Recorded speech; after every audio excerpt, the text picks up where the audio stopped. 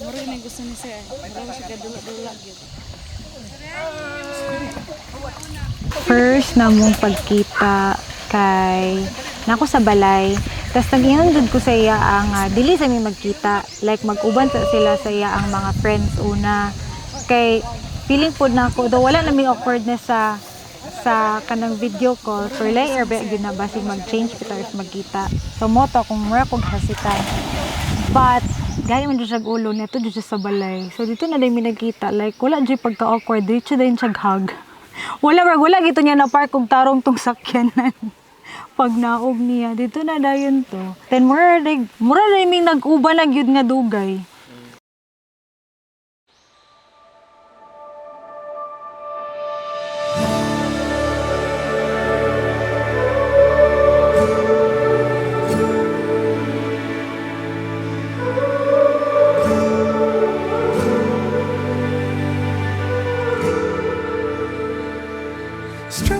Thankful ko sa existence kay ito makita kag someone nga katimbang gini mo.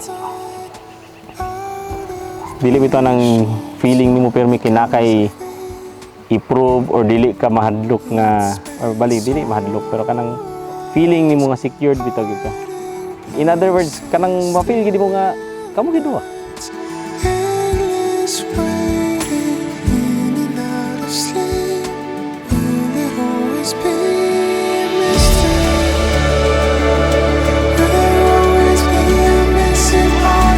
Sa friend request siya nag-start. Kay may common friend, kay ga-climb man siya, tapos ga-climb sad ko. And then, napaman siya sa Thailand adto, tapos na ako doon sa bukid na na-assign, nag-work. Doon na dahil ng isa ka common friend, nakitan man ako yung friend request. And then, like, may mga babae, if dili mi kaila or walay common friends, sabihan na mo i-accept. Nag-send din siya ka ng message nga, "Thank you ma'am for accepting my friend request." Tapos pagka manianar, pag you're welcome mo, to nag-chat na siya. Pero, 2019 siya nag-chat, nag-reply ko niya kay 2020. After a year pa dayon ko nagkuan, nag-reply sa iya.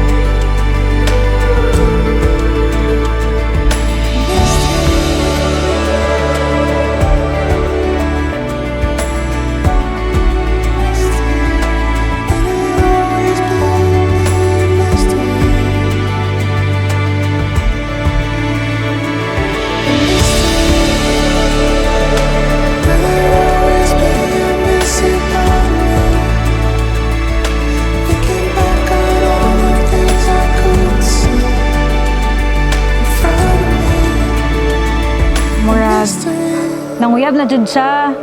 And then after that na dayon, nagplan na din siya nga ganahan na pud siya mag-uli diri from Thailand.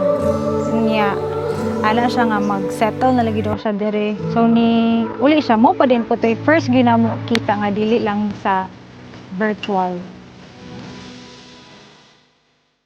Babo, today lisod magid mo nga I know perfectionist gid kay ka pero let's just enjoy this day kay regardless of unsay mahitabo karon sa weather, sa mga things nga di na to makontrol. Enjoy lang to kay it's all part of God's plan. And regardless kung sa yan ang i-design for that kind of uh, experience na to. Let's just embrace the moment and enjoy this day kay once ra ni mahitabo.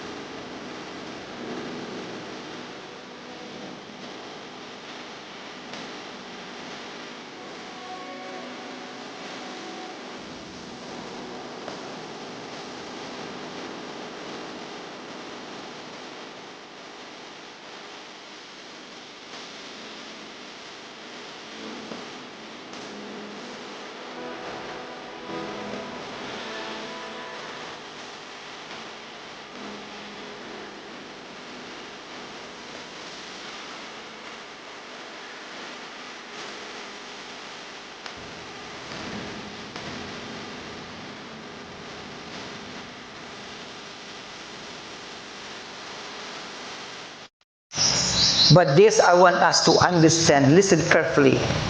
Every life's difficulty is an opportunity to see the miracle working power of God working in our behalf. Every difficulty is an opportunity to see His miracle power working.